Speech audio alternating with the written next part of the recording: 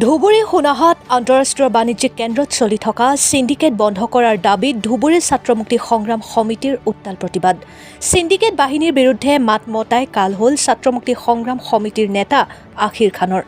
চৰকাৰী কৰ্মচাৰী বিজেপিৰ কৰ্মী তথা সিন্ডিকেটৰ লগত জড়িত সঞ্জয় শীলৰ নেতৃত্বত দলবদ্ধভাৱে আক্ৰমণ ছাত্ৰ মুক্তি সংগ্ৰাম সমিতিৰ ধুবুৰী জিলাৰ সাধাৰণ সম্পাদক আক্ৰমণ আখিৰ খানক। বিজেপি নেতা তথা চৰকাৰী কৰ্মচাৰীৰ বিৰুদ্ধে এজাহাৰ দাখিল ভুক্তভোগীৰ। ধুবুৰী সোণাহাট কয়লা আৰু শিল কঢ়িওৱা প্ৰতিখন ট্ৰাকৰ পৰা অবৈধভাৱে সিন্ডিকেট বাহিনীয়ে 10,000কৈ টকা সংগ্ৰহ কৰাৰ অভিযোগ। সোণাহাট আন্তঃৰাষ্ট্ৰীয় বাণিজ্য কেন্দ্ৰত সিন্ডিকেট ৰাজৰ বাবে পেটে ভাতে মৰিছে ট্ৰাক চালকসকলে। অভাৰলোড ডাম্পাৰৰ দৌৰাত্মত অতিষ্ঠ ৰাইজ। সকলো দেখিও নেদেখাৰ ভাও ধুবুৰীৰ কাষ্টম বিভাগ, বন বিভাগ আৰু পৰিবহণ বিভাগৰ। কাৰ আশীৰ্বাদত পুষ্ট সঞ্জয় শীল।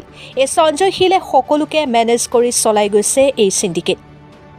Bureau report, Arunodoi Assam.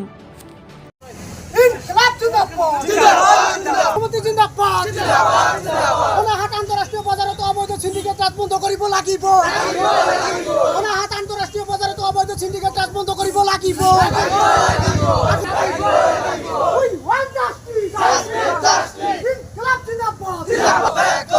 অসম চৰকাৰ অবৈধ সিন্ডিকেট ৰাজ বন্ধ কৰিব লাগিব। আন্তঃৰাষ্ট্ৰীয় বজাৰত অবৈধ সিন্ডিকেট ৰাজ বন্ধ কৰিব লাগিব। আক্ৰমণকাৰী গ্ৰেপ্তাৰ কৰিব লাগিব।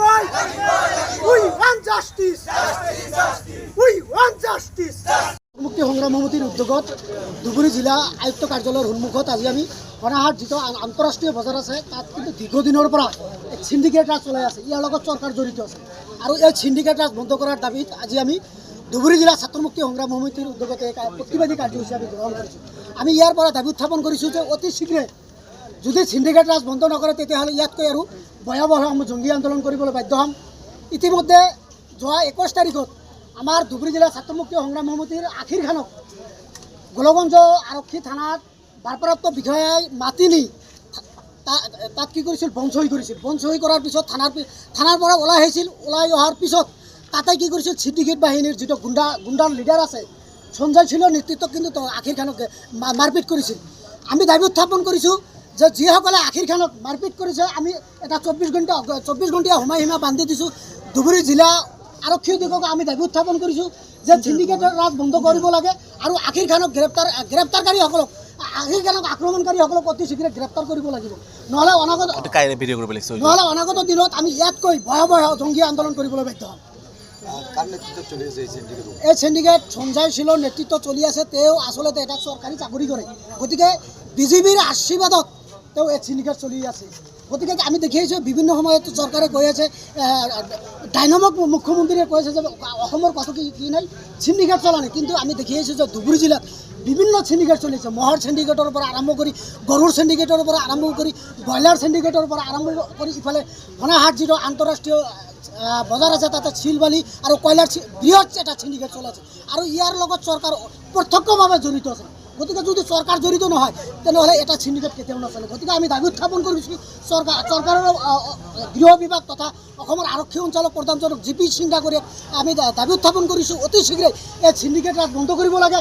আৰু আমাৰ ধুবুৰী জিলাৰ সাধাৰণ সম্পাদক আখিৰ খানক যিসকল সিন্ডিকেটকাৰীয়ে তথা আক্ৰমণকাৰীয়ে তেওঁক আক্ৰমণ কৰিছে তেওঁলোকক অতি শীঘ্ৰে গ্ৰেপ্তাৰ কৰি আইনগতভাৱে কঠোৰৰ পৰা কঠোৰতম শাস্তি বিহাৰ আমি ধুবুৰী জিলা ছাত্ৰ মুক্তি সংগ্ৰাম সমিতিৰ সদৰে দাবী উত্থাপন কৰিছোঁ। নিয়ম নীতি মানি চলিলে হয়, তেওঁ জাননী দিছিলে তথাপিও কেনেকৈ অবৈধভাৱে চলি আছে। আপুনি তাত গ'লে গম পাব যে তাত সিন্ডিকেট চলে নে নচলে। আৰু ব্যৱসায়ীসকলে মাত মাতিলে তাৰপিছত ধমক দিয়ে যে ব্যৱসায়ীসকলে তাৰপিছত বিজনেছ কৰিবলৈ নকয় ভালকৈ। এইটো ধিক্কাৰ জনাইছোঁ। অসম চৰকাৰে তদন্ত কৰিব লাগে, নহ'লে আমি এইবাৰ চেণ্ট্ৰেলত যাম। কিন্তু চেণ্ট্ৰেলত বিভাগীয় কৰ্তৃপক্ষত জনাম, আমি এটা স্বজাতি দলে যাম। এই সিন্ডিকেট বন্ধ হ'ব লাগে। আৰু আমি দেখা পাইছোঁ অভাৰলোডিং কোকৰাঝাৰৰ পৰা আহি আছে, শ্ৰীৰামপুৰ ভূটান শংকৰ নদীৰ পৰা যিবিলাক মাল আহি আছে অভাৰলোডিং শিলত পাথৰৰ ডাম্পাৰবিলাক, তেওঁলোকে কি কৰিছে যে ধুবুৰী জিলাত আহোঁতে কিছুমান নিয়ম নীতি থাকে, এইবিলাক নিয়ম নীতি উলংঘা কৰি চালান নোহোৱাকৈ তেওঁলোকে সোণাহাট আন্তঃৰাষ্ট্ৰীয় বজাৰত গৈ আছে। আমি ধিক্কাৰ জনাইছোঁ। আৰু মটৰদৰত এটা বন বিভাগৰ কাৰ্যালয় আছে, বন বিভাগৰ কাৰ্যালয় থকা স্বত্তেও কেনেকৈ এই গাড়ীবিলাক আহিছে আপোনালোকে ৰাতি গ'লে গম পাব। এতিয়া পুৱাতো আহে, কিমান ছাত্ৰ ছাত্ৰী মৰিলে, কিমান এটা সংগঠনৰ ল'ৰা মৰিলে, কিমান ছাত্ৰ ছাত্ৰী মৰিলে এই ডাম্পাৰত যোৱাৰ ফলত। ৰাস্তা ঘাট বেয়া হৈছে, তেওঁলোকে নিয়ম নীতি যদি মানি চলে চলক, নহ'লে আমি ইয়াৰ বিৰুদ্ধে অবালুদ্দিন ডাম্পাৰৰ বিৰুদ্ধে আমি আন্দোলন কৰিবলৈ বাধ্য হ'ম। এই কথা আমি চকী